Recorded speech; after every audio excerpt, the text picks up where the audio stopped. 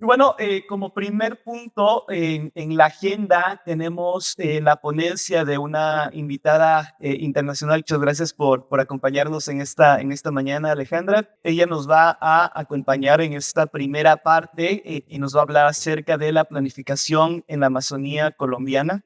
Bueno, un saludo cordial para todos, especialmente para Flaxo y para los participantes de este taller. Para mí es todo un privilegio poder compartir el conocimiento y la experiencia adquirida en la Amazonía colombiana, particularmente en estos procesos de ordenamiento territorial. De manera que un saludo para todos y voy a dar inicio entonces a mi presentación. Voy a comenzar a compartir. Por favor, me comentan cuando estén viendo mi pantalla.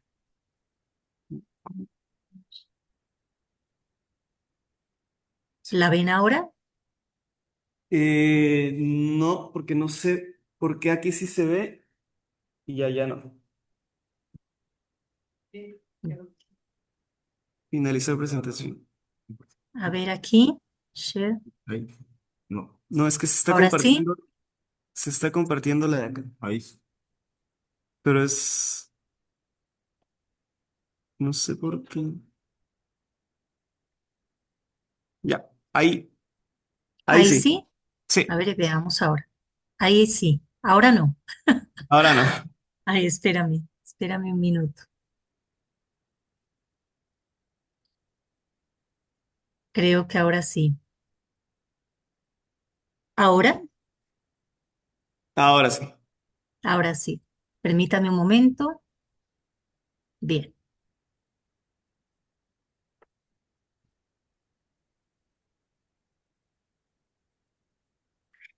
Muy bien. Para iniciar, que comentarles que en Colombia, perdón, hemos aprendido a ordenar el territorio desde lo municipal. Para su caso, creo que corresponde un poco con la escala cantonal. Nosotros durante más de 20 años, la ley 388 del 1997, que es la ley de ordenamiento territorial, nos dio un marco claro, también nos dio unos instrumentos definidos y una forma relativamente estable de planificar.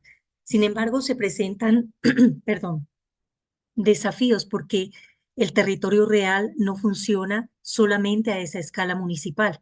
Las dinámicas ambientales, productivas y sociales, y esto es especialmente evidente en la Amazonía, desbordan esos límites y solo hasta el 2011, con la expedición de la ley 1454 en Colombia, el país empieza a reconocer esa necesidad de ordenar el territorio también desde una escala mayor, que es la departamental. Supongo que para su caso es la provincial. Perdón. Entonces, el reto es que este reconocimiento para nosotros los planificadores llegó sin un manual, ¿verdad? A diferencia de los planes de ordenamiento territoriales municipales, eh, los planes de ordenamiento departamental hoy no tienen una guía nacional expedida por el Ministerio de Vivienda que defina claridad cómo debe hacerse o cuál es la ruta, los componentes que orienten a planificadores en este tipo de procesos. Y eso nos deja a todos nosotros, los planificadores y a los interesados en este tipo de temas, en un punto muy bien interesante, y es que los departamentos están obligados a innovar, a adaptar y en muchos casos a cuestionar esos enfoques tradicionales con los que veníamos ordenando el territorio. De modo que lo que les voy a presentar hoy es precisamente eso, ¿no? Es la experiencia de formular el plan de ordenamiento del departamento del Amazonas, un proceso que tardó aproximadamente 3 años con un equipo de más de 40 personas y donde más que aplicar una metodología existente implicó repensar lo que significa ordenar un territorio con unas características tan particulares como son las de la Amazonía colombiana. Bien, desde esta perspectiva es importante destacar aquellos temas que a la luz de toda discusión se presentan como objeto de reflexión en la formulación del Plan de Ordenamiento Departamental del Amazonas. El primero, pues, es la localización del departamento en la gran región amazónica y su relevancia por albergar pues un ecosistema de bosque tropical húmedo que es único en el mundo, ustedes lo saben. Eh, el bioma amazónico pues representa el 42% del total del área de América del Sur y en Colombia el 42% del territorio colombiano. Creo que en Ecuador tienen un 46% si no estoy mal.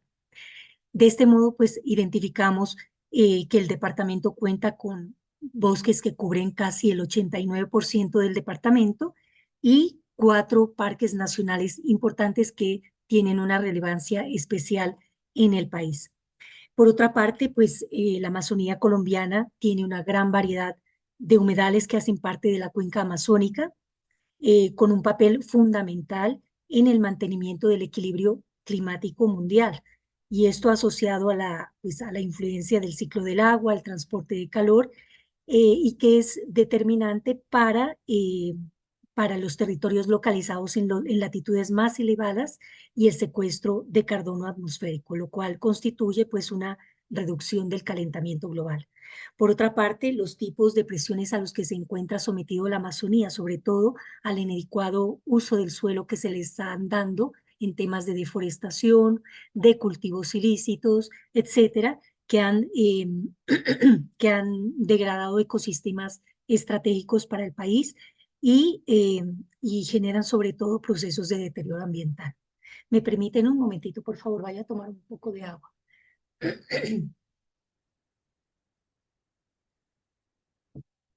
Por otra parte, en el territorio que nos encontramos, un territorio habitado eh, en su mayoría por población indígena, y esto nos lleva a reflexionar sobre la relevancia cultural e identitaria que caracteriza a esta región, con la presencia del 50%, 57% de población indígena.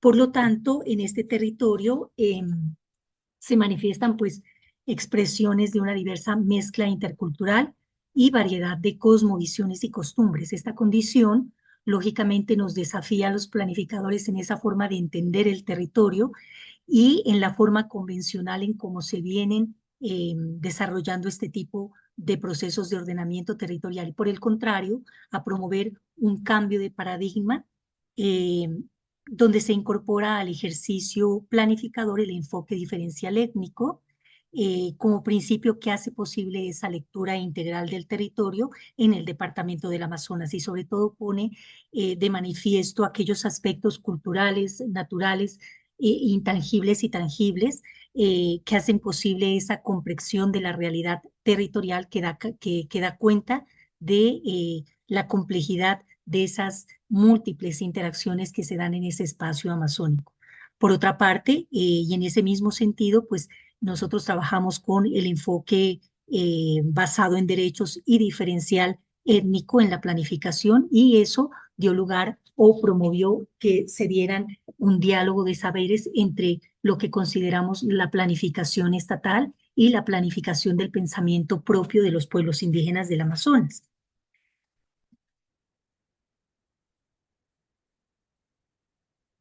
Aquí están los datos que les comentaba anteriormente. En Colombia tenemos, como les digo, perdón, en el departamento del Amazonas ese 57% de población indígena.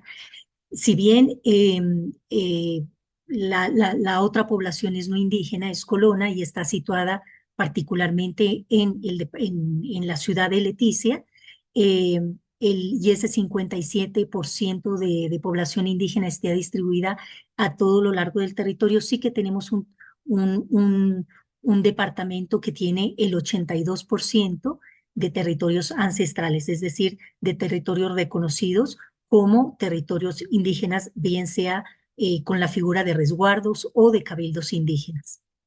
Otra característica importante del Departamento del Amazonas es precisamente el funcionamiento de ese territorio, cómo son los territorios funcionales y el hecho de que estén caracterizados por la desconexión terrestre. En Colombia ese departamento no está conectado vía terrestre con el resto del país Y otra cuestión es que es un departamento caracterizado por asentamientos dispersos. La concentración, digamos, de las ocupaciones se da mayormente en Leticia y en Puerto Nariño, y eso hace que se profundicen brechas y desequilibrios territoriales. No me refiero a la desconexión terrestre, sino a que por esa razón el Estado no haya podido llegar al territorio de manera equilibrada como si lo hace en la región andina, ¿cierto? Entonces aquí tenemos algunos datos sobre la ocupación del territorio. Leticia alberga el 63,4% de la población, está localizada en el sector sur del departamento, seguidamente Puerto Nariño, y como vemos en el mapa, hay el territorio, digamos, político-administrativamente está conformado por dos municipios y por las anteriormente llamadas áreas no municipalizadas. Eso es muy importante de destacar en este plan de ordenamiento departamental, porque las áreas no municipalizadas, perdón, solo existen en la región amazónica de Colombia, y son áreas que no son municipios, que tampoco, o sea, que no tienen una figura político-administrativa actual, ¿cierto? Y por tanto, la administración de los recursos y en general la gestión territorial la desarrolla el departamento, ¿cierto? A diferencia del resto de Colombia, donde las municipalidades son las que planifican el desarrollo y la gestión territorial de sus áreas y de sus municipios. Entonces, como les comentaba, esta área el departamento tiene 2 municipios y 8 anteriormente llamados áreas no municipalidades, cada una alberga su propio centro poblado y, lógicamente, los resguardos y asentamientos dispersos de los pueblos indígenas. Esta es, pues, una condición eh, muy importante para el ordenamiento territorial. Entonces, como les comentaba anteriormente, no sé cómo quitar esta barrita de arriba, cómo minimizarla.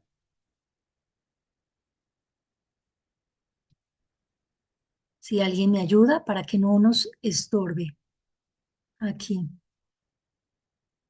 ¿Ustedes la están viendo, esta barrita superior, perdón? ¿O solo la veo yo? Sí, nosotros no la vemos. Ah, vale, entonces no pasa nada. Bien, entonces, como les comentaba anteriormente, la expedición de la Ley 1454 de 2011 en Colombia, que es la Ley Orgánica de Ordenamiento Territorial, sobre todo le otorga a los departamentos y a sus administraciones competencias para fortalecer procesos de descentralización, de autonomía, de integración, de asociación y sobre todo de regionalización, mediante la formulación de instrumentos de ordenamiento territorial que trasciendan sus límites municipales. Y en ese sentido, este tipo de instrumentos como el Plan de Ordenamiento Territorial del Departamento del Amazonas se convierten en una oportunidad para resolver esa escala intermedia de la planificación, porque anteriormente tenemos un Plan Nacional de Desarrollo con unas directrices, pues, del nivel nacional, y por otra parte teníamos previamente la escala local. No es cierto que la resolvían los planes de ordenamiento territorial, pero no existía esa escala intermedia que resuelva esa relación nación-municipio, y es aquí donde el plan de ordenamiento territorial departamental se constituye en una oportunidad para resolver esa escala, de modo que se articulen esos instrumentos de ordenamiento municipales, los planes de vida de los pueblos indígenas con las directrices del orden nacional.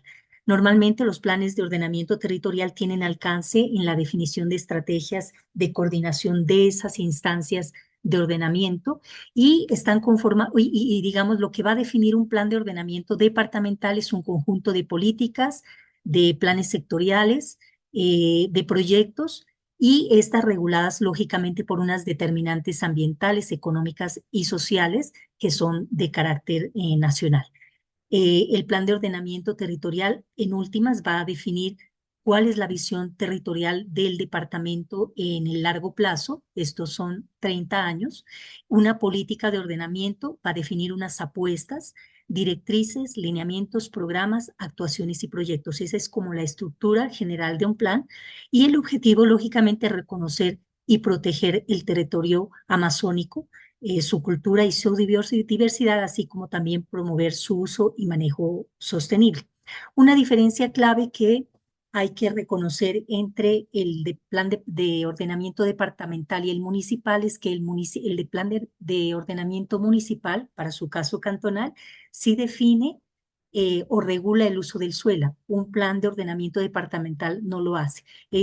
Digamos, un plan de ordenamiento departamental les dice a los municipios cuáles son las directrices de carácter general que deben seguir todos los municipios que están incluidos dentro de su división político-administrativa para alcanzar un objetivo definido por un modelo de ocupación a futuro.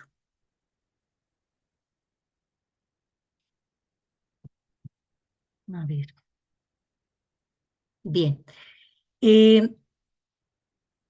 ¿Cuáles son las fases de formulación del plan de ordenamiento departamental del Amazonas?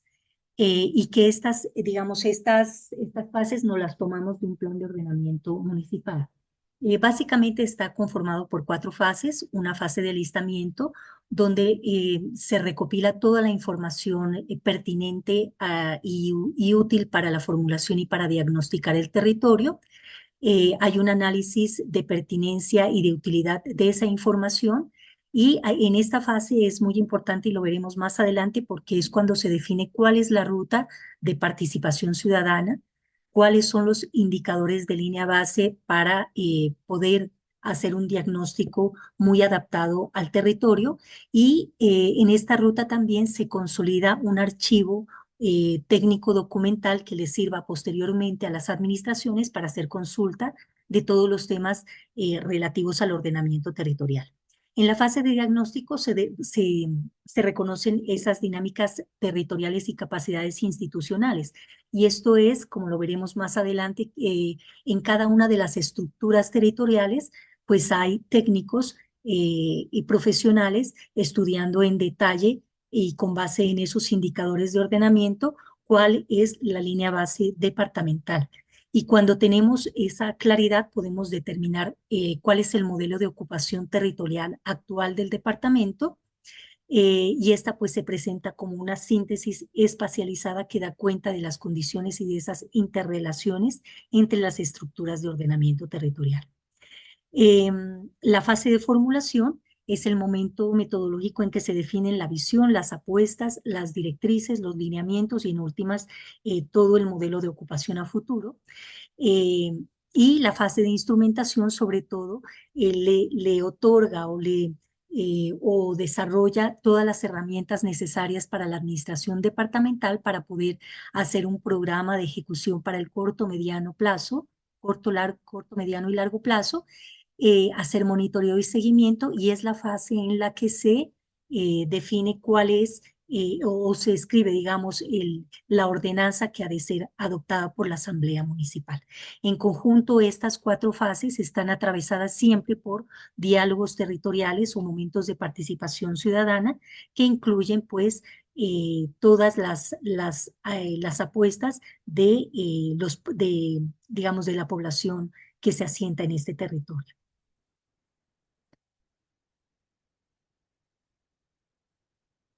A ver, aquí se está demorando un pelín en pasar la diapositiva.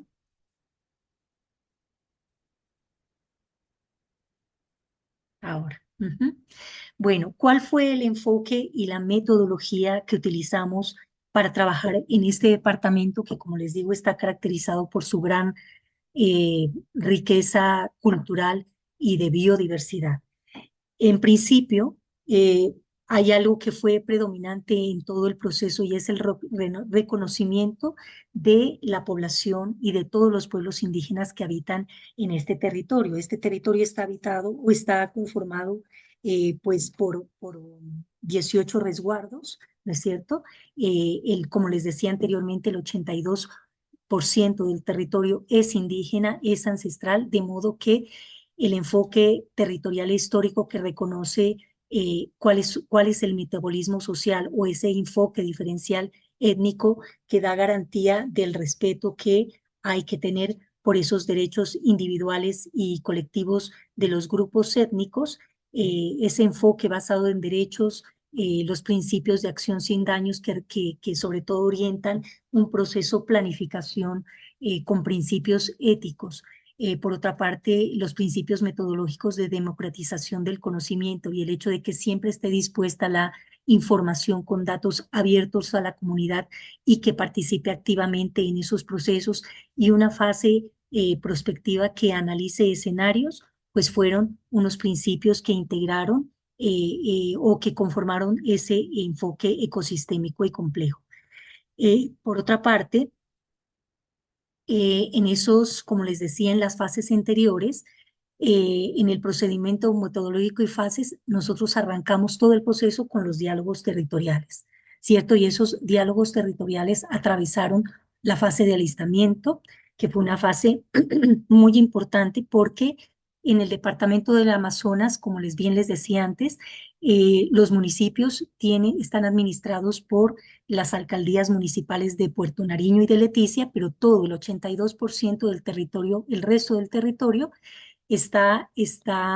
digamos, están presentes las comunidades territoriales indígenas organizadas a través de asociaciones indígenas, las ATIs, ¿no es cierto?, que son las figuras de administración del departamento.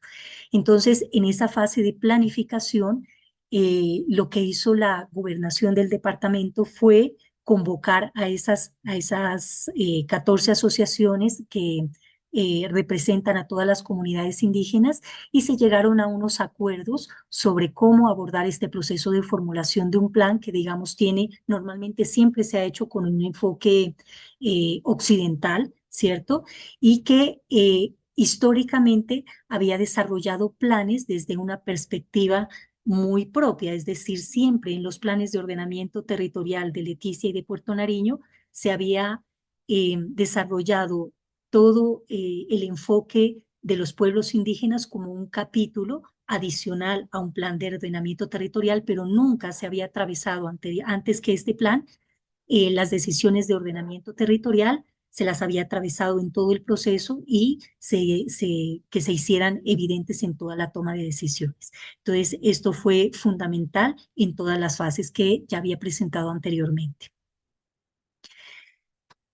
Otra parte u otro aspecto fundamental en el enfoque de ordenamiento de este plan fue cómo armonizamos visiones, ¿verdad? Porque en el ordenamiento territorial, que es el espacio donde mejor y con más soltura nos manejamos los planificadores en Colombia, es el marco normativo del ordenamiento territorial, donde el proceso de ordenamiento pues es un proceso político, técnico, administrativo orientado a la organización y planificación del territorio y donde se definen unas políticas, unos programas y proyectos para ordenar el territorio y definir su uso del suelo. Sin embargo, el choque importante al que nos enfrentamos y el desafío mayor fue el comprender y el reconocer cuál es el marco de pensamiento propio de los pueblos indígenas, donde partimos de una premisa, ¿verdad? Y es que el territorio ya está ordenado. Según el pensamiento propio del territorio, más que un ordenamiento, hay un manejo integral del territorio que articula una visión espiritual, ancestral y de la naturaleza y que tiene unas formas de manejar, donde el lenguaje y la palabra son sagrados, donde hay una interacción viva, coherente y respetuosa por el entorno, ¿cierto? Y en ese sentido, el ordenamiento del territorio pues se relaciona directamente con el orden de la vida. O sea, comprender esto para todo un equipo de trabajo para la gobernación del departamento no fue fácil y el reto metodológico y de enfoque fue precisamente entender que este instrumento podría servir como, como un ejercicio que, que, que permitiera entender la posibilidad de armonizar ambas visiones, la del pensamiento propio del territorio de los pueblos indígenas y la visión con que la que se desarrolla en los planes de ordenamiento bajo una normativa colombiana. Entonces, precisamente el plan de ordenamiento departamental, aparte de resolver esta escala intermedia de planificación, pues intenta armonizar ambas visiones para definir un modelo de ocupación territorial del territorio o unas premisas, ¿cierto?, que orienten el desarrollo de la región. Otro aspecto fundamental fue en el proceso de armonización de las visiones fue reconocer que en el Amazonas eh, los territorios se definen o se delimitan o se reconocen por afinidad. Entonces, en el marco del pensamiento propio de los pueblos indígenas, los ríos aquí en el mapita superior, este es el departamento del Amazonas, ¿verdad? Está definido por la dinámica que se da en el río Amazonas, que está al sur, ¿no es cierto? El río Putumayo, que lo separa de Perú y de Ecuador, y del río Caquetá, ¿cierto? En torno a estos tres ríos es como los mismos pueblos indígenas reconocen que hay unos territorios, como lo mencionaba, por afinidad. Entonces, lo que para nosotros, o digo yo, para el pensamiento occidental y el ordenamiento normativo colombiano, se define como el socioecosistema Caquetá, para el pensamiento propio del territorio de los pueblos indígenas se define como gente del Yurupari. El socioecosistema Putumayo está reconocido por los pueblos como la gente de centro, y el socioecosistema Amazonas se reconoce como gente de agua, cada uno con sus dinámicas propias, funcionales, con su cultura y su modo de comprender el territorio y la vida en general muy propia, ¿cierto? Y esas afinidades, pues, definieron sin duda alguna todo nuestro proceso de ordenamiento territorial.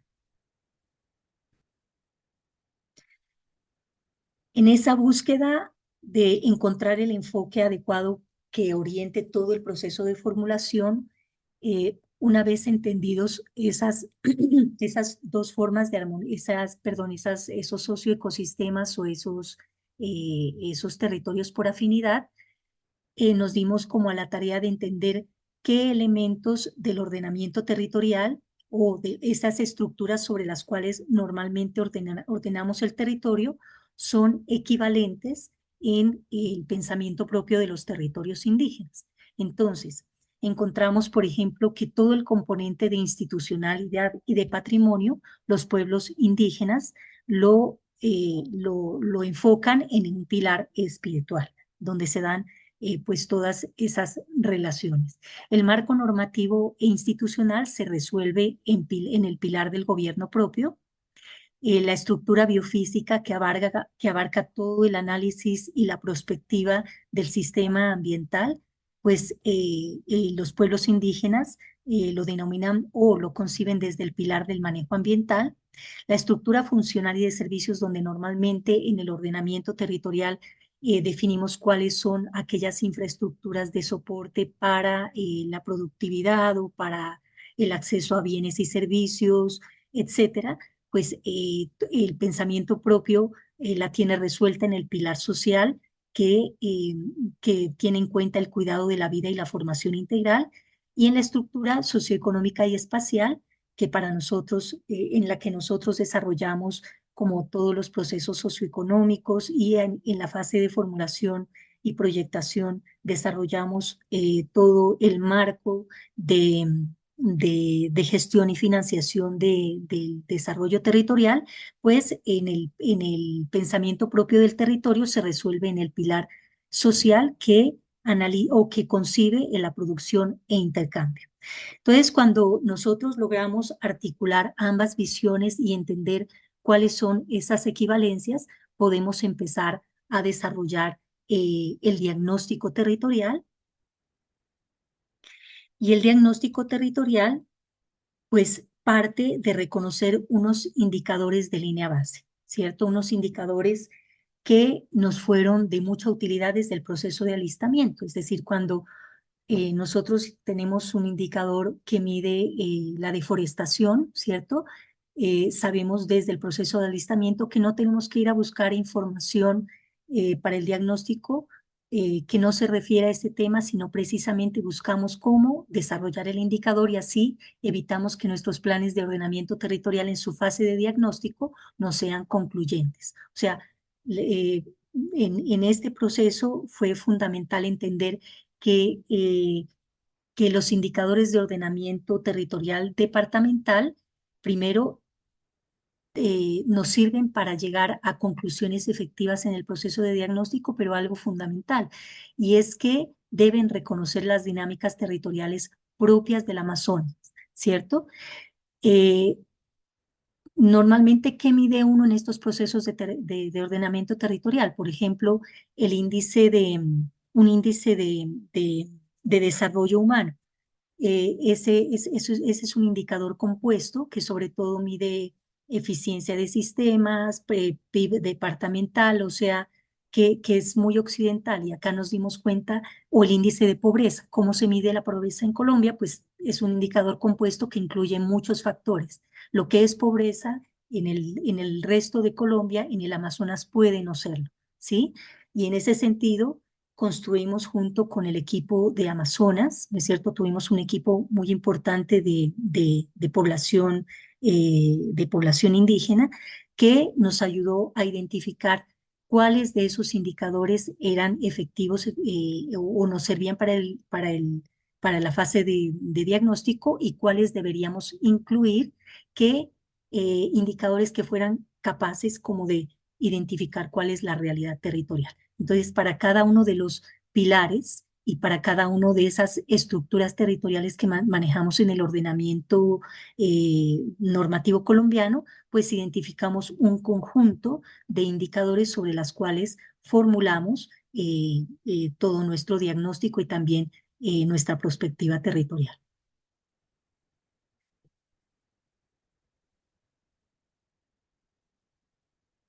Otro aspecto importantísimo en la fase de alistamiento fueron los diálogos territoriales, como ya lo había comentado anteriormente.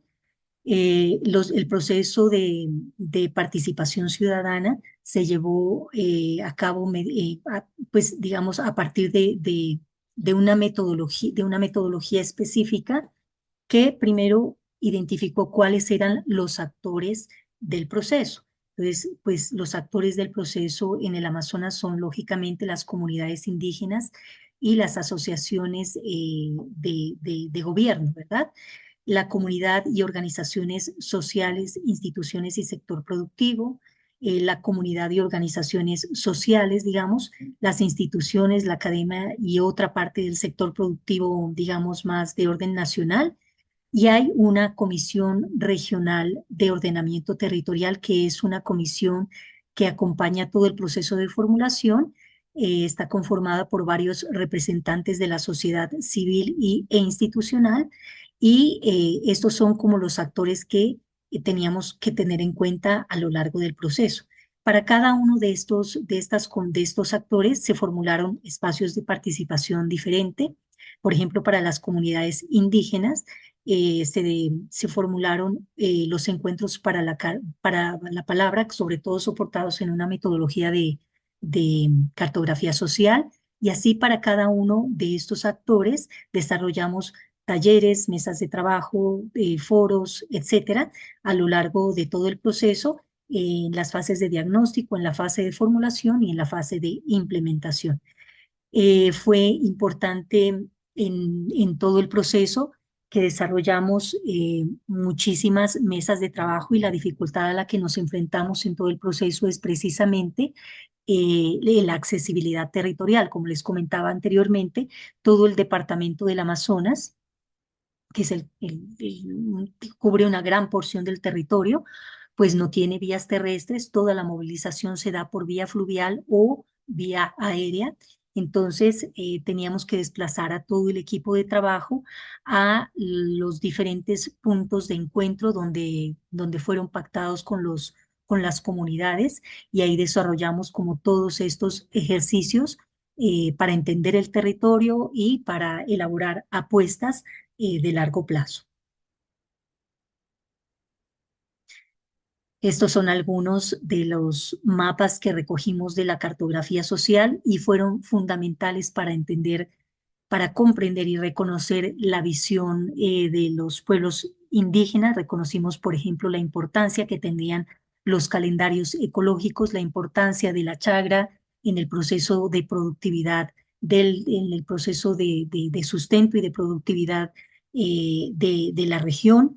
Eh, Pudimos reconocer cómo se mueve, cómo son esas relaciones funcionales, ¿cierto? Pudimos georreferenciar muchísimos puntos que anteriormente no estaban reconocidos en el municipio asociados a equipamientos, a malocas, a todos esos esas infraestructuras que prestan servicio a las comunidades indígenas y no indígenas, etcétera. Y esto fue lo que en definitiva nutrió todo nuestro proceso de alistamiento y que permitió que el diagnóstico territorial y las apuestas fueran aterrizadas al entorno. Cuando tuvimos claro este proceso y ya teniendo un diagnóstico territorial soportado en indicadores, lo siguiente para nosotros, digamos, y no solo el equipo, sino hablo nosotros, actores de la formulación, fue construir o reconocer mejor cuál era el modelo de ocupación territorial actual del Departamento del Amazonas. Un modelo de ocupación territorial normalmente podría, o muy simplificadamente, se podría definir como una síntesis espacializada en mapas que reflejan cómo es el funcionamiento y las relaciones entre la estructura biofísica, los sistemas de asentamientos humanos, cuál es la red de equipamientos, de servicios públicos y sistemas productivos, ¿verdad? Entonces, esa síntesis espacializada, la que llamamos MOTA actual, tiene en principio que partir de dos cuestiones o de varias cuestiones fundamentales, pero sobre todo dos que son muy relevantes para estas características particulares de la Amazonía. La primera son las determinantes ambientales. Las determinantes ambientales en Colombia son, digamos, eh, son figuras de ordenamiento del territorio o de reconocimiento de aquellos elementos de la naturaleza que deben ser protegidos, conservados, restaurados y que están soportados o amparados por una ley o por un acto administrativo, ¿sí? Y es en los planes de ordenamiento municipal, por ejemplo, las determinantes ambientales tienen, digamos, en el rango de aspectos que uno debe considerar en el ordenamiento territorial, tienen superior jerarquía. Son expedidas por las corporaciones autónomas regionales, que son las encargadas de identificar y de definir cuáles son las áreas del territorio que deben tener protección estricta, que deben tener otro tipo de manejo y que los municipios deben adoptar sí o sí, ¿cierto? En el caso del Amazonas, pues esas determinantes ambientales reconocen en primera instancia unos parques nacionales, Yaigojea-Paporis, Cahuinarí, el Parque Nacional Natural Río Puré y el Amacayacu. Son parques naturales que, como les digo, aquí hay una conservación estricta de los recursos naturales. Hay otras figuras de ordenamiento territorial que son las zonas de reserva forestal de ley segunda en el año 1959 en Colombia. Se definieron unas áreas donde se consideran zonas de reserva forestal porque o bien hay que restaurar o bien hay que conservar y en el Amazonas pues con mayor razón existen esas áreas con un gran porcentaje en el territorio.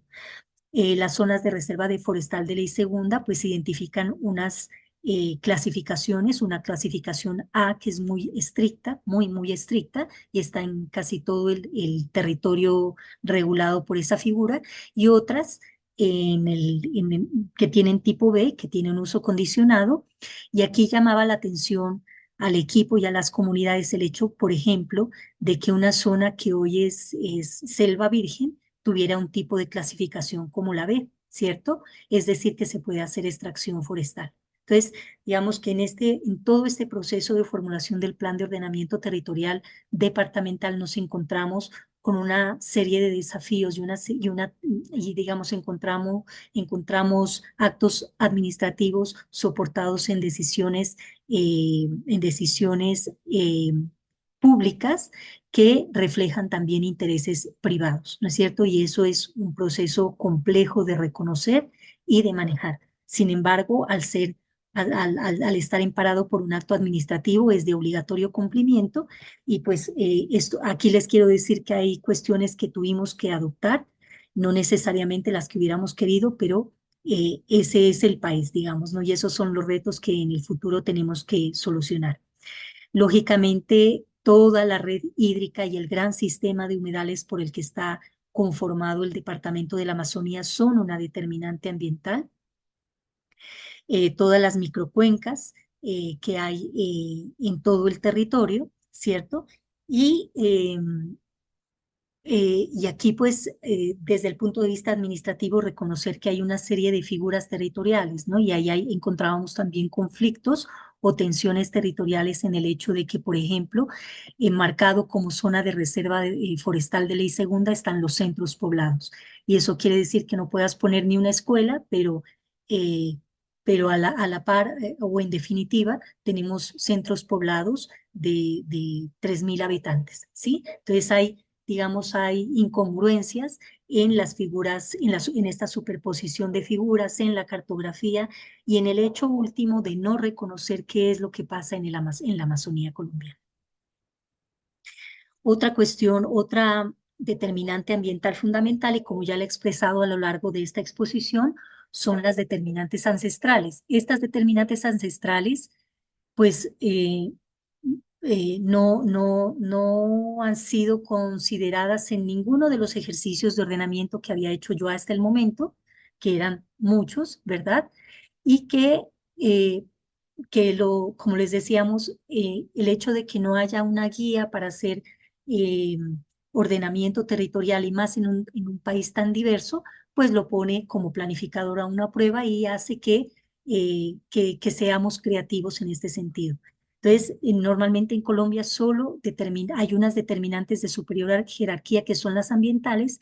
En el caso del Amazonas, nosotros propusimos estas determinantes en relación con el pensamiento propio y de los territorios ancestrales.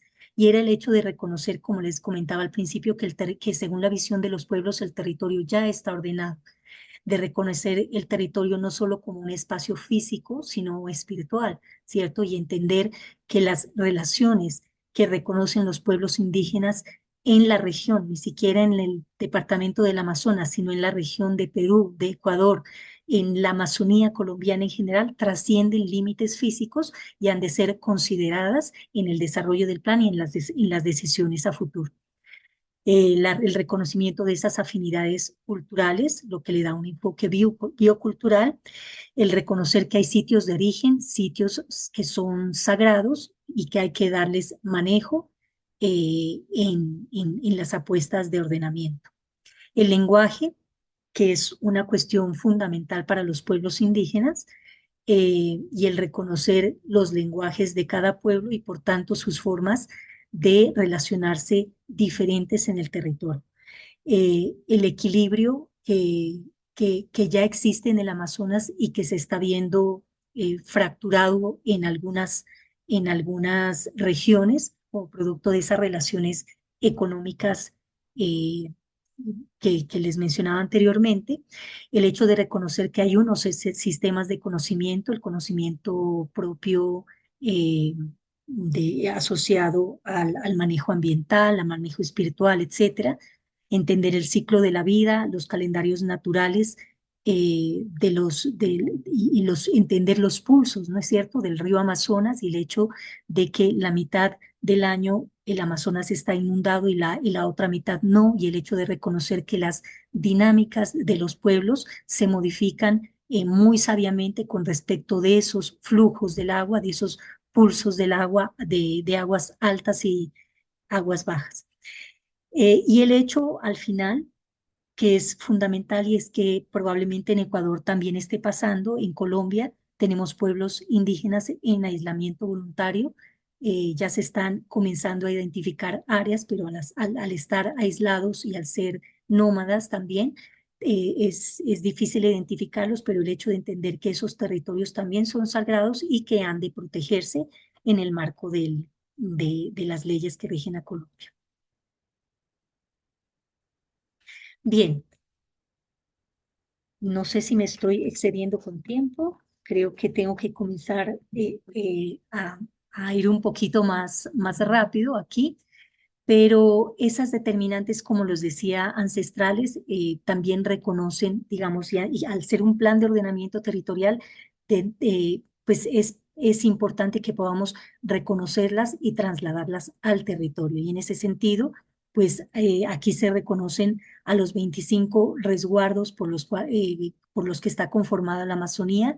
También reconocemos que hay áreas que no tienen resguardo, que son áreas que no están municipalizadas, que no tienen una figura de protección y que por tanto son más vulnerables a procesos de desarrollo que estén en contravía de la conservación del Amazonas, ¿verdad? Por ejemplo, toda esta área señalada aquí en Achuradito son las áreas donde se han identificado que hay pueblos en aislamiento voluntario. Y en general todas, digamos, este proceso de reconocimiento ancestral hace que estas figuras de resguardo indígena eh, y el reconocimiento y el llevarlas a un mapa, por decir algo, nos permita a nosotros hacer proyecciones a futuro. Otro aspecto fundamental del modelo de ocupación territorial fue entender cómo son las relaciones y el sistema de relaciones funcionales del Amazonas. Entonces, desde el punto de vista del pensamiento propio de los pueblos indígenas, hay una serie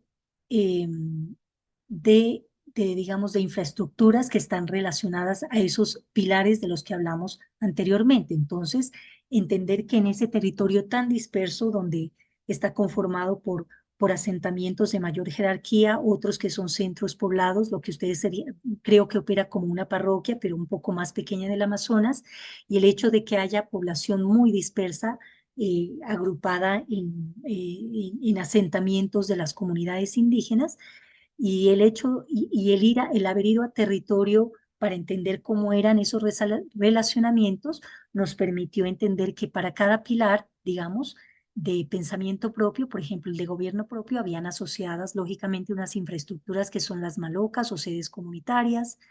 Para el intercambio de semillas y productos de chagra, pues las infraestructuras de soporte son las malocas y los muelles, o que para el proceso digamos, para el sistema de salud del pensamiento propio, las curaciones se desarrollan en la casa del médico tradicional en la maloca, o las ceremonias se desarrollan en la maloca o en sitios sagrados, y que la formación propia se desarrolle en la maloca y la de los chicos también en los bosques y en las chagras.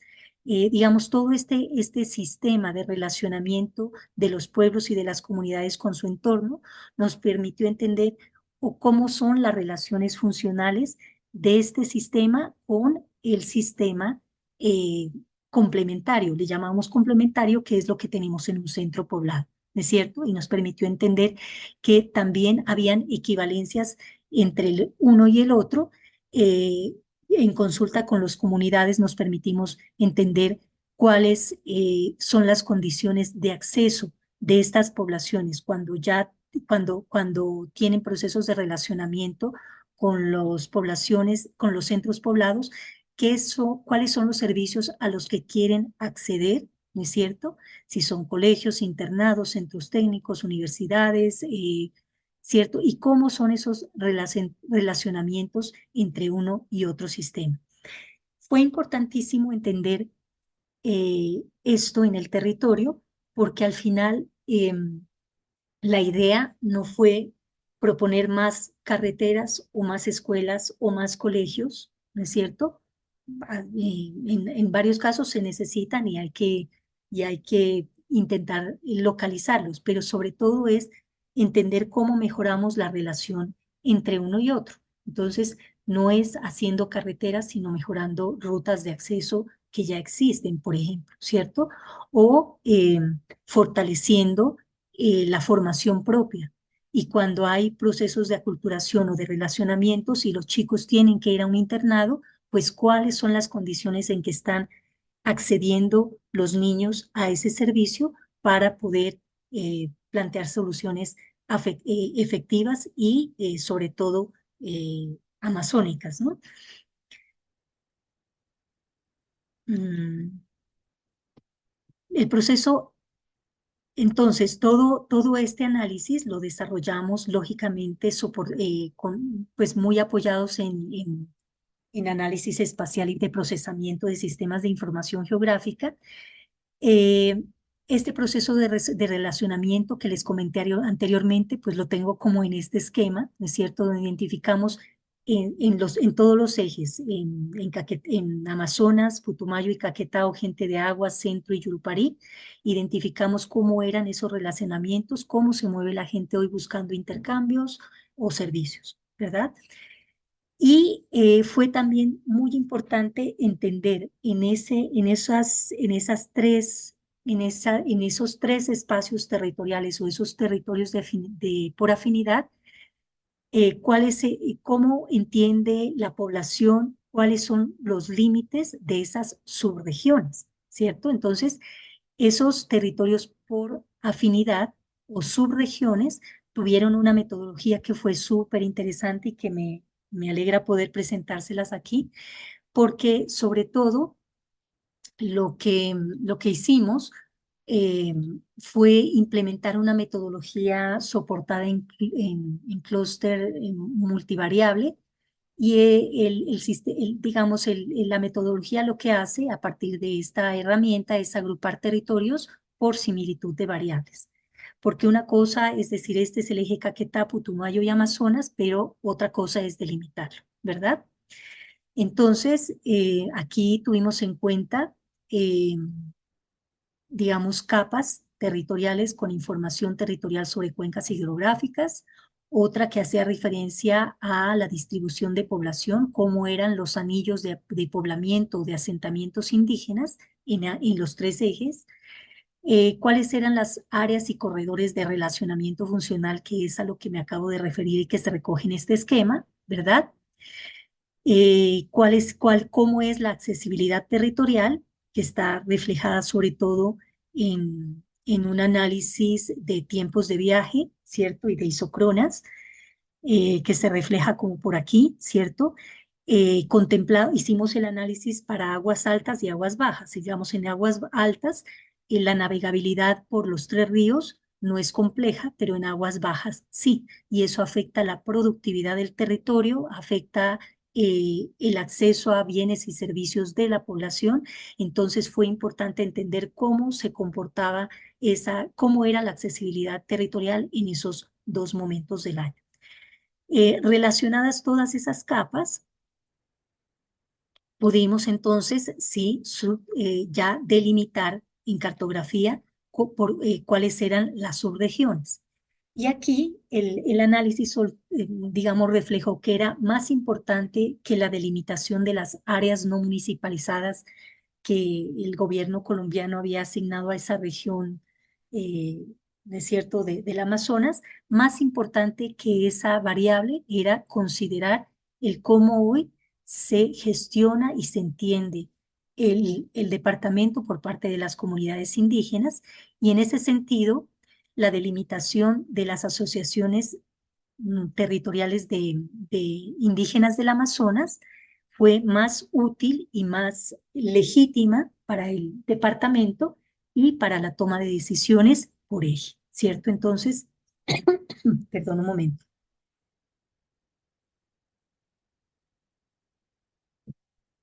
La delimitación de estas subregiones, aparte de esas 5 variables mencionadas anteriormente, tuvo en cuenta la delimitación que los propios pueblos hacen de sus territorios a partir de su gestión, de su propia gestión y reconocimiento. Lo que ven aquí en letreritos grandes son la forma en cómo se llaman esas asociaciones, ASICACH, AISA, SIMPUNCO, INPA, etcétera, y fue avalada por las 14 asociaciones que conforman el departamento. ¿Esto para qué sirve? ¿Para qué sirve delimitar estas subregiones?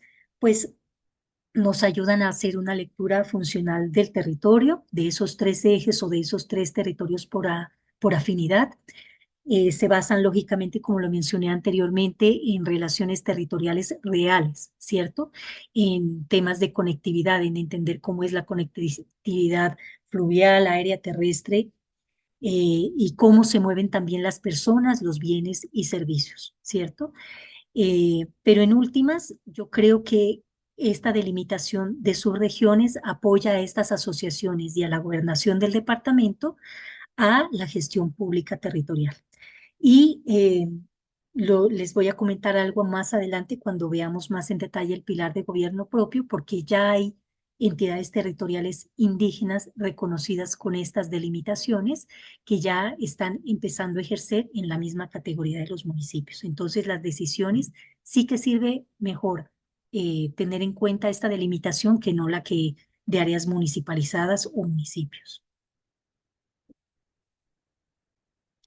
Bien, ¿qué concluimos en general del modelo de ocupación territorial actual? Entonces entendimos que el Amazonas tiene un sistema de asentamientos y relaciones transfronterizas que trascienden los límites departamentales, que teniendo en cuenta que los pueblos indígenas se reconocen por pueblos por fuera del departamento en relación con Perú, con Brasil, con Venezuela y con Ecuador, aunque Ecuador no es un límite cierto de Amazonas. Se identificaron esas tres subregiones importantísimas que definen ese modelo de ocupación. Hay varias formas de relacionamiento entre asentamientos, unos que tienen que ver con las relaciones propias de los pueblos indígenas y otras, como les comentaba antes, cuando los pueblos y los pobladores en general, porque no solo los pueblos indígenas, sino la población colona o no indígena, accede a otros servicios que también ofrece el resto de la población, ¿cierto? Eh, en general, las economías en el departamento son diversas, van desde las tradicionales indígenas, que tienen, como lo pone en este texto, el objetivo de asegurar la autonomía alimentaria y la sostenibilidad, hasta las de mercado que se caracterizan por su baja productividad, teniendo en cuenta la dificultad de acceso, ¿no es cierto?, por ríos, el escaso valor agregado que se genera en general en el departamento, ¿cierto? Por cuenta de una economía tradicional, digámoslo así, y hace que Amazonía dependa mucho el Amazonas dependan mucho de bienes producidos en el país a menores costos. Para comentarles algo, todo lo que entra a Leticia hoy en términos de productos, llega por el río Putumayo, ¿cierto?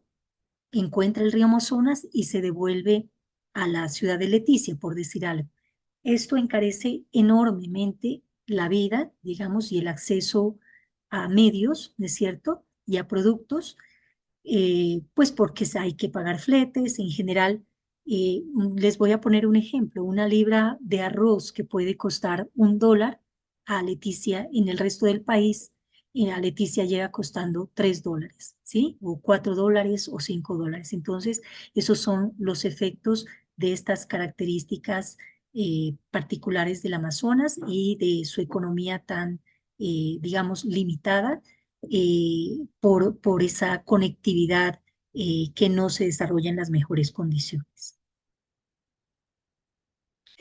El MOD actual, hay cuestiones que son variables y también lo que les comentaba anteriormente, y que define esas dinámicas territoriales, y primero es entender que es un territorio anfibio, ¿cierto? Mitad del año el Amazonas, como les comentaba anteriormente, está inundado por las crecidas del río Amazonas, y la otra mitad del año, que es temporada seca, pues se comporta de una manera diferente, y eso pues repercute directamente en esas actividades humanas y también productivas de caza, de pesca, de recolección, de siembra, etcétera. hay unas condiciones de movilidad y accesibilidad y de acceso a bienes y mercancías por cuenta de esta situación particular del territorio, pero lo que es importante, digamos, en esta lógica de adaptación a estos dos momentos del año y en últimas a los efectos del cambio climático hoy, son los calendarios ecológicos de los pueblos indígenas que reconocen con mucha sabiduría lo que pasa en cada época del año y cómo se comportan o cómo son los relacionamientos de las comunidades con su territorio y que estos calendarios ecológicos se están viendo afectados precisamente por esos efectos del cambio climático. Entonces, esto es lo que define en su mayoría el modelo territorial actual del departamento. Esta diapositiva la voy a pasar un poquito rápido porque resume como las 8 características actuales del departamento y la voy a saltar porque la voy a explicar más adelante con mayor profundidad.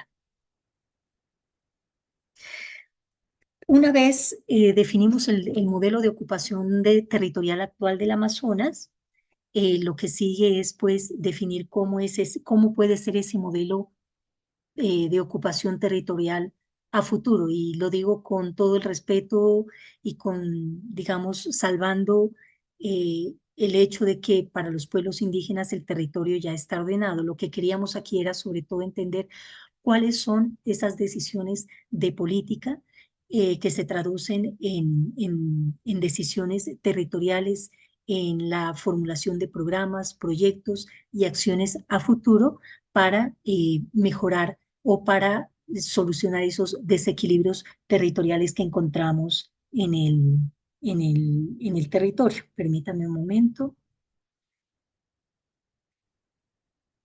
Nos quedan 10 minutos. Entonces, básicamente, el plan de ordenamiento departamental del Amazonas se estructuró mediante una visión territorial que apuesta por un municipio conservado en términos de biodiversidad y de cultura, pero que también impulse a las regiones que hoy, Leticia y Puerto Nariño, que tienen la mayoría de población, digámoslo así, donde ya hay dinámicas comerciales importantes, como territorios, pues, que puedan mejorar sus condiciones de accesibilidad a bienes y servicios y mejorar sus economías, sus relaciones fronterizas, etc. Entonces, en general, ese MOD futuro se estructuró mediante 4 apuestas, unas directrices y finalmente por unos lineamientos.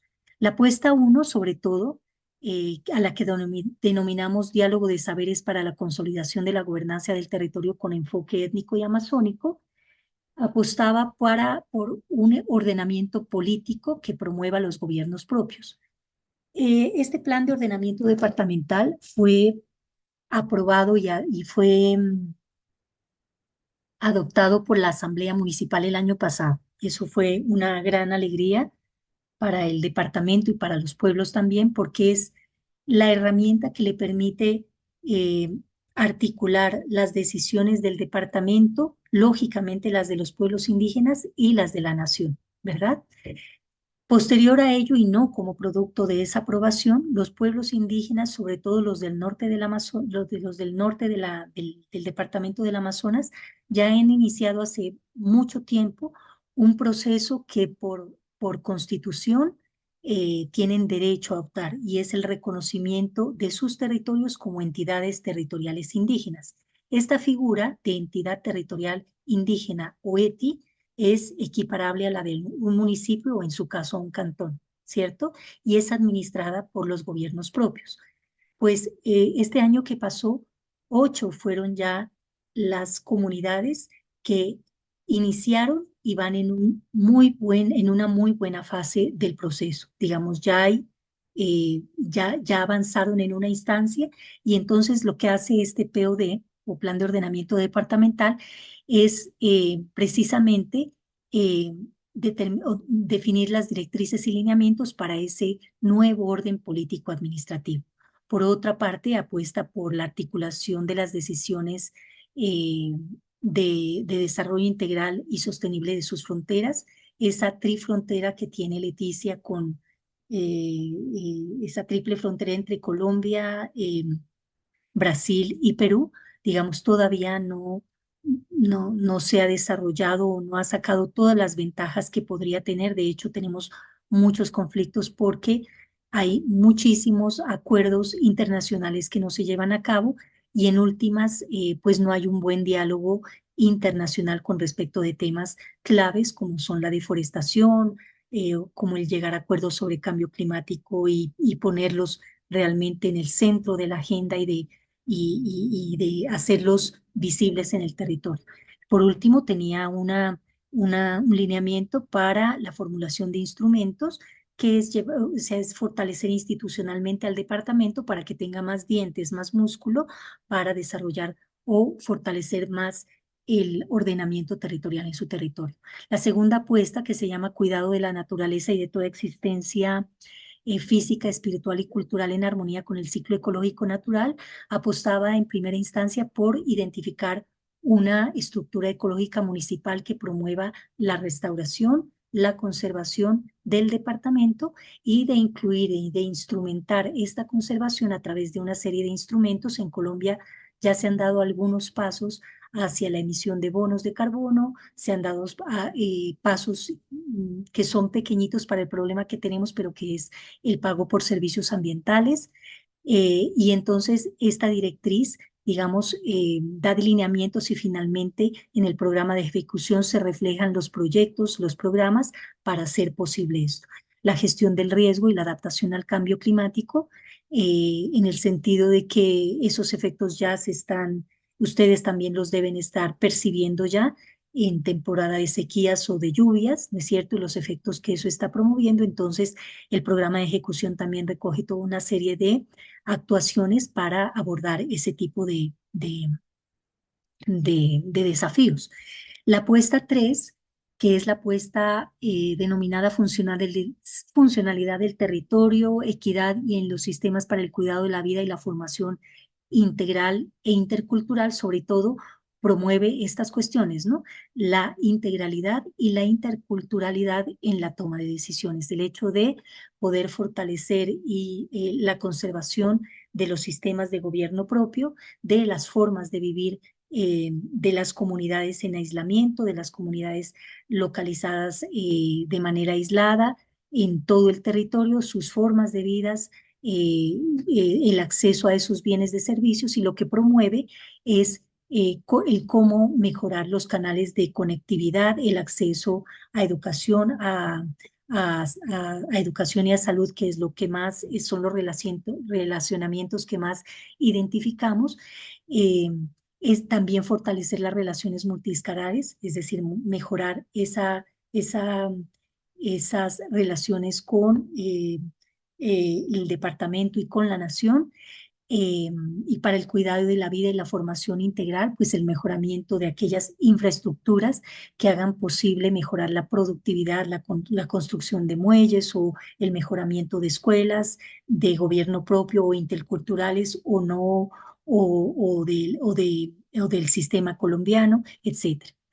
Pero todo esto, en cualquier caso, adaptado a la realidad del Amazonas, no lo comenté, pero en el diagnóstico territorial sí que nos encontramos con una que Colombia ha invertido muchísimos recursos en infraestructuras que hoy son obsoletas, que no se usan, que requieren mantenimiento y no se pueden mejorar, digamos, por esa condición de desconexión territorial y que por tanto no están adaptadas al territorio.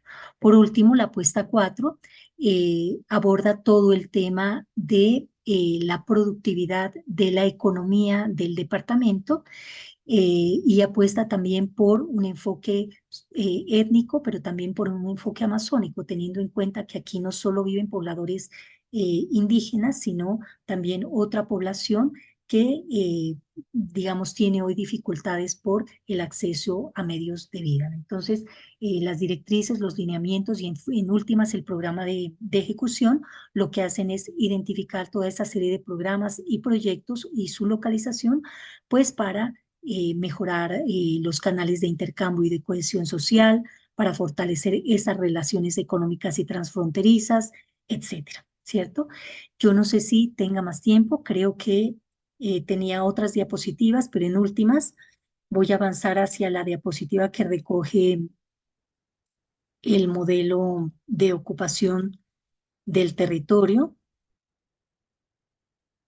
del Amazonas. Aquí se, un momentito.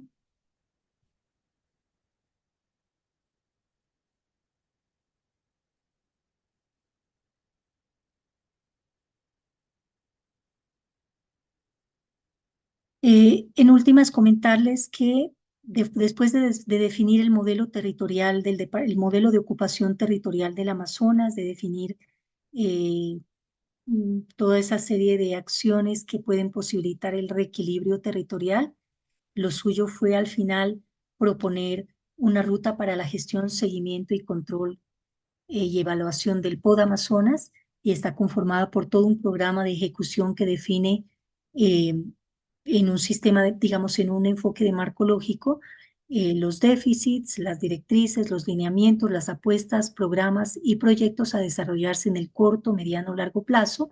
Define las formas de financiación y los recursos, cuáles pueden ser.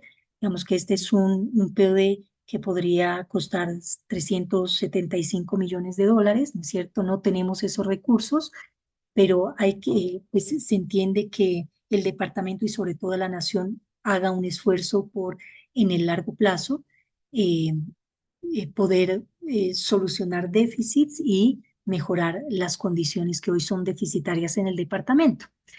En ese sistema de evaluación también identificamos unas herramientas para poder hacer seguimiento.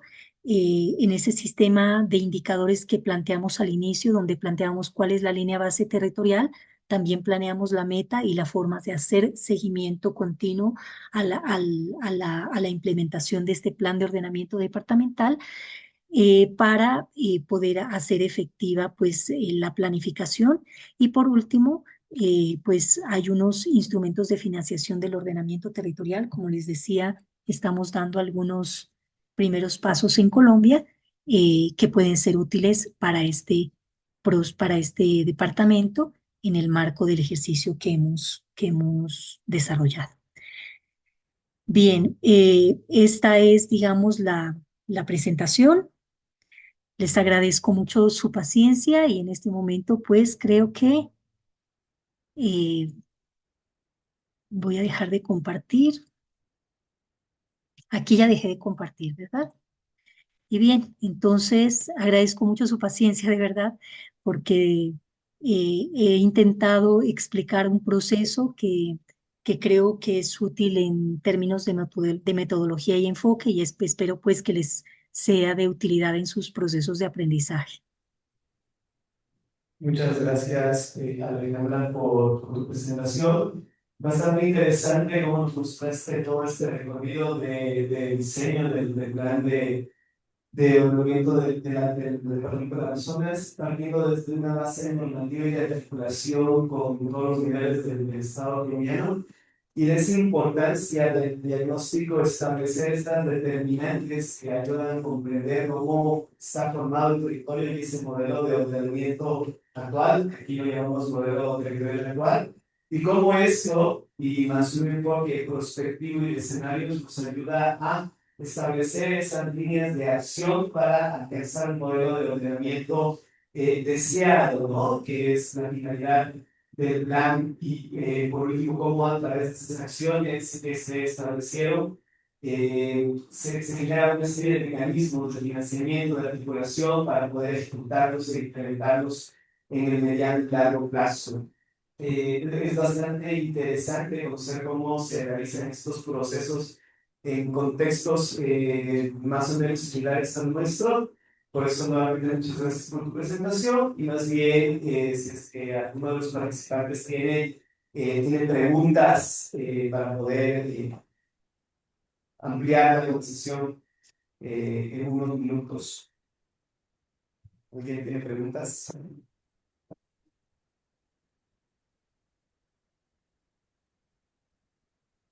Entonces, yo quisiera preguntarte, Alejandra, un proceso de estos para el diseño del plan, ¿no? ¿Cuánto tiempo tomó de duración realizarlo? ¿Y cuál fue el equipo técnico que lo elaboró? Es decir, vemos que hay un fuerte componente social, un componente ambiental, también un componente perspectivo de generación de escenarios que no es tan fácil de hacerlo. Entonces, ¿cuánto tomó este proceso? Bueno, en este proceso tardamos 2 años y medio aproximadamente, ¿cierto?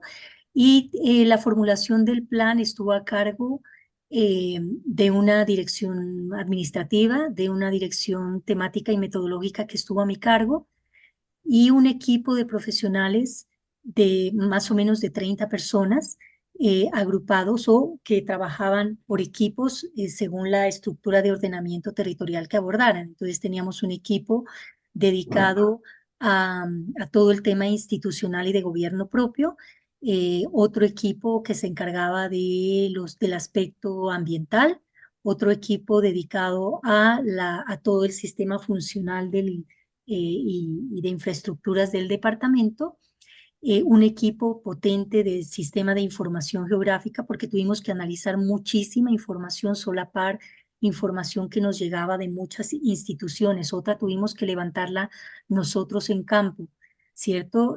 Con herramientas muy fáciles, muy sencillas, pues ir con el teléfono clicando y georreferenciando donde habían equipamientos para tener como muy buena cartografía, ¿no?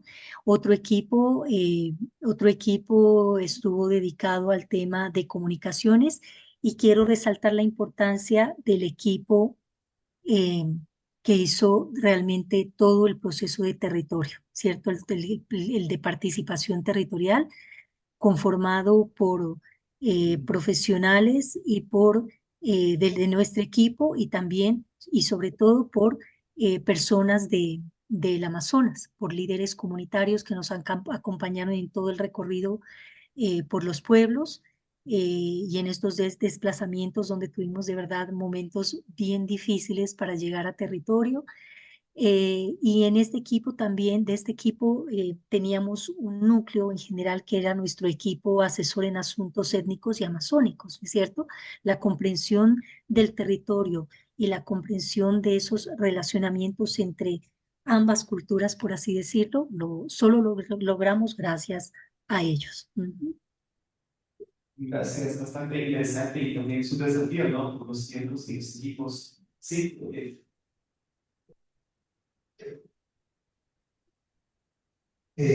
Bueno, un gusto, Alejandra. Mi nombre es Luis, vengo desde Marcas, Cantón Morona, provincia de Morona, Santiago, en Casi no donde entiendo. una gran parte de la población es Shuar.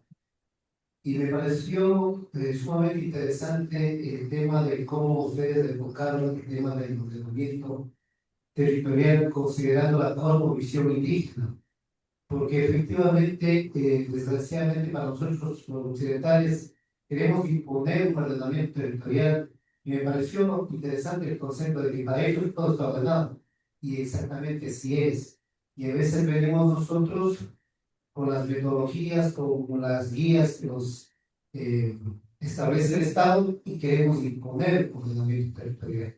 Así es. Entonces, el trabajo que ustedes han hecho en ese departamento me parece muy interesante y considerando eso, viene un desafío grande que creo que, al menos en la provincia de Morona, Santiago, no lo hemos logrado superar.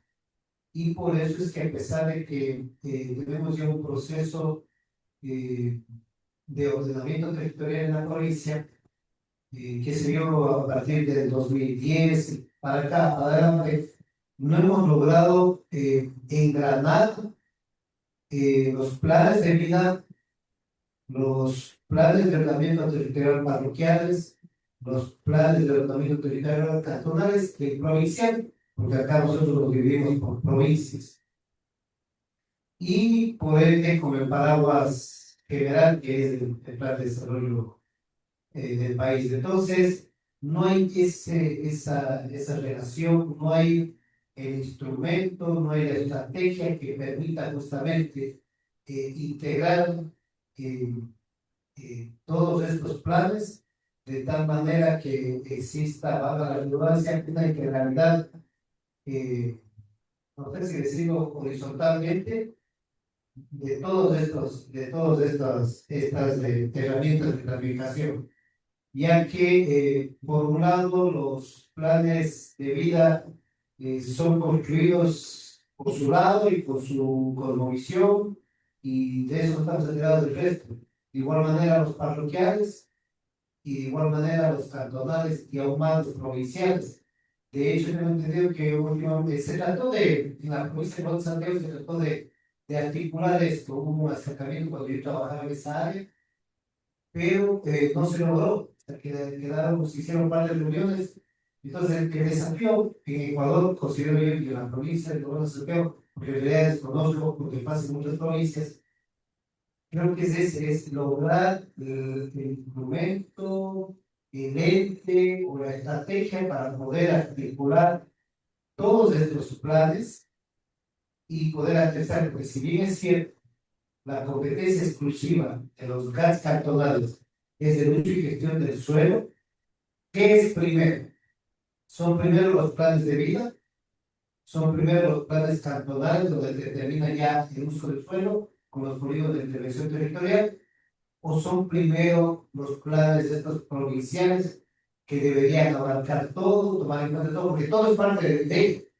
Entonces, ese, por ejemplo, sería para mí una pregunta de que, ¿cómo lograr eso? Y estoy totalmente convencido que todo este engranaje, que todo este rol, juega un papel muy importante el tema de la academia. Definitivamente, o sea, es necesario que la academia realice fortalecimiento de capacidades a nivel de las instituciones públicas que se dedican a este tema. Gracias. Mira, yo creo que aquí hay un gran desafío todavía, ¿no es cierto? Y es como tú dices, el poder articular eh, bajo una sola visión todos los instrumentos que se ordenan que se promueven en las diferentes escalas. En Colombia, el Plan Nacional de Desarrollo define eso, ¿no? Como el desarrollo de una nación y tiene programas que son de pertinencia del ordenamiento territorial, otros no, ¿cierto? Todo lo que es relacionado con el desarrollo, que es la formación, etcétera, no entra en los planes de ordenamiento territorial, ¿cierto? Y aún así, digamos, todos los planes de ordenamiento territorial tienen la obligación de acoger esas directrices del orden nacional, igual las departamentales, o sea, lo que está encima, eh, y, y, y también los que son menores, pero en últimas, digamos, es bien difícil lograr esa doble relación en esa multiescalaridad, es decir, atender ambas escalas de ordenamiento, ¿cierto? Particularmente es un tema de competencias, por lo menos en Colombia, ¿verdad? Las decisiones sobre el uso del suelo eh, son de competencia de los entes territoriales municipales, pero las de desarrollo sí que tienen, digamos, más en cuenta la nación y en este caso tienen que tener en cuenta los planes de vida de las comunidades indígenas. En el caso particular del Amazonas, eh, ¿qué encontramos como dificultad de los planes de vida? ¿Cierto? Los planes de vida reflejan, digamos, toda una forma de entender el territorio. Como lo decía anteriormente, incluyen intangibilidad y tangibilidad, ¿cierto? Y para nosotros eso es bien complejo de entender para los planificadores occidentales, ¿cierto?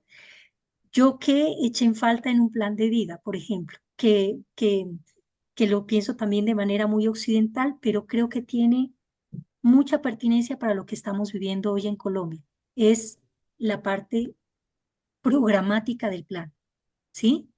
El hecho de tener un programa de ejecución, que el plan de vida mismo tenga su propio programa de ejecución articulado a las finanzas municipales y nacionales.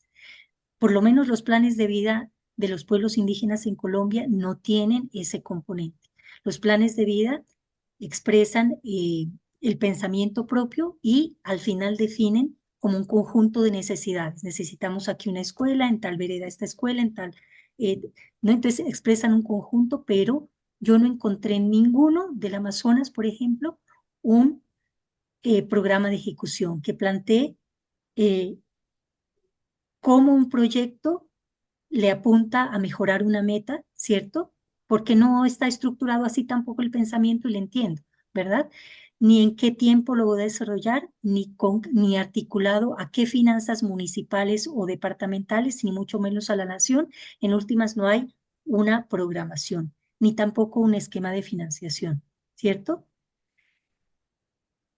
Mira que en Colombia, ahorita, cuando ya la primera entidad, cuando la primera asociación o se conforme la primera entidad territorial indígena, su principal instrumento va a ser el plan de vida. Y yo no me explico cómo se van a articular a la nación. Como cuando la nación gire recursos, no sé cómo van a, a, a planificar el desarrollo conforme, o sea, no sé cómo se vayan a articular esos dos instrumentos. Y así pasa, o sea, digamos, con toda esta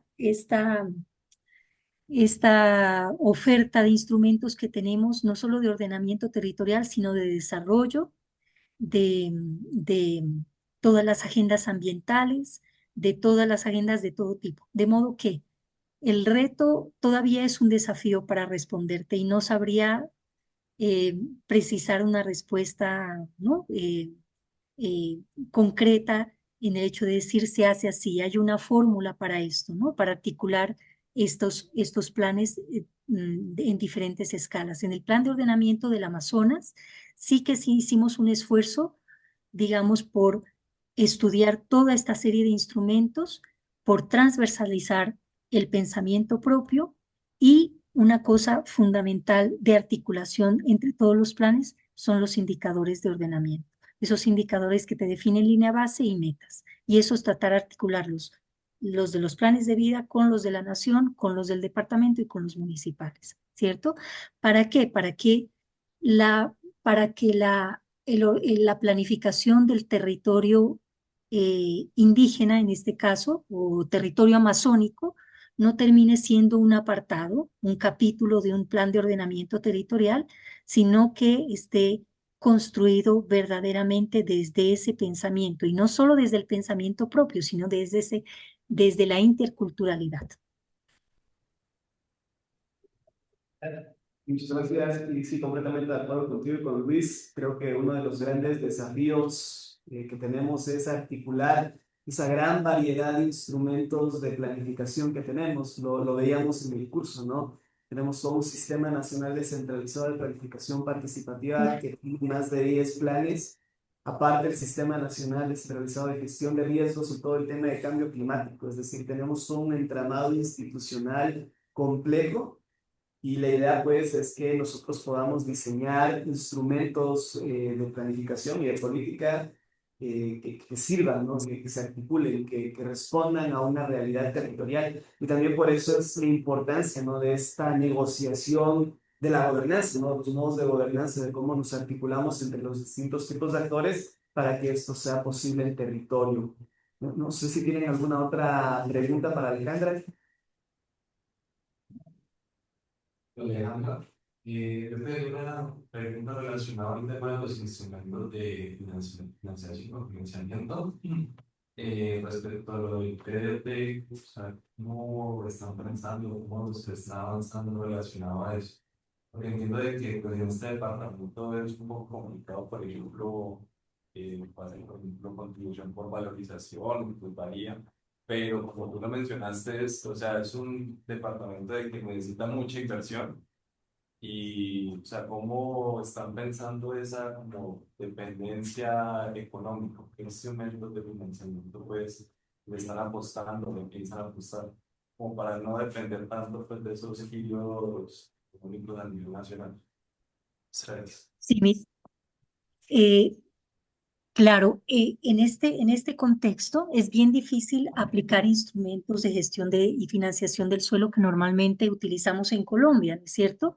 Que es la contribución por mejoras, como tú lo mencionas, la contribución por valorización, el cobro por plusvalías, porque sobre todo estos instrumentos aplican al suelo urbano, ¿cierto? Y a operaciones, sobre todo urbanas.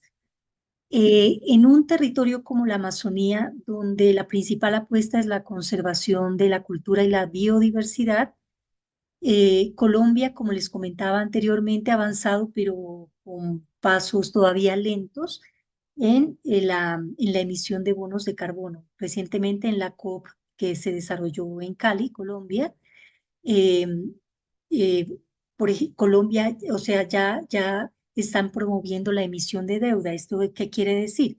Que puedes endeudarte internacionalmente, me refiero, eh, para, para, para promover procesos de conservación y de restauración y que, digamos, el fiador de el soporte de esa deuda sea precisamente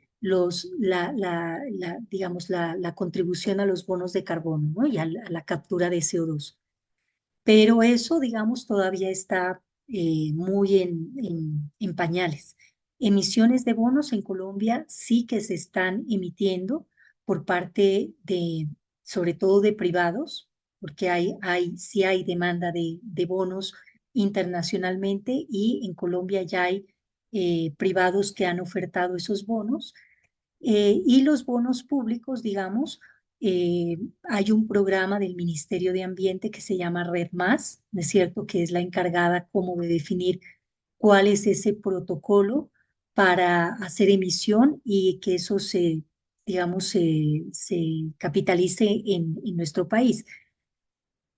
Hay ejemplos, sin embargo, y aquí yo lo quiero decir, no lo he estudiado a fondo, pero sí he escuchado un poco que hay dificultades todavía por parte, cuando los bonos se hacen, se emiten y se compran por parte de privados. Primero, no hay una trazabilidad del proceso. No sabes si verdaderamente se invirtió en conservación y en restauración y no se da mucha cuenta de ello, por tanto, digamos, son procesos caracterizados como por esa opacidad, digamos, ¿no? De no entender qué pasa ahí. Y en Colombia, digamos, lo público va como a un ritmo más lento. Por otra parte, está el pago por servicios ambientales, y es precisamente eso, ¿no? Es la retribución que otorga, económica, que otorga el Estado colombiano a propietarios de terrenos donde se deba hacer conservación. Eso sí que se está haciendo ya en municipios, ¿cierto? En varios municipios de Colombia, los entes municipales, las administraciones locales, eh, están precisamente ya, digamos, apartando rubros para hacer pago por la prestación de servicios ecosistémicos, en este caso de regulación y de soporte. De resto, en el plan de ordenamiento departamental también nos encontrábamos como que podemos proponer que todo se financie por este tipo de dos mecanismos, pero no es real, ¿cierto? No es real. Es decir, ¿cómo se financian proyectos hoy en la Amazonía? Pues por medio del sistema general de regalías, por medio del sistema de participación general, que es como se giran recursos a los municipios y departamentos. Hay otra cantidad de recursos que proviene de la cooperación internacional y no tenemos mucho más. Yo creo que ahí la nación está en deuda y nosotros también en la forma de pensar en qué más proponer para financiar el desarrollo territorial, en este caso la conservación de la cultura y la de biodiversidad.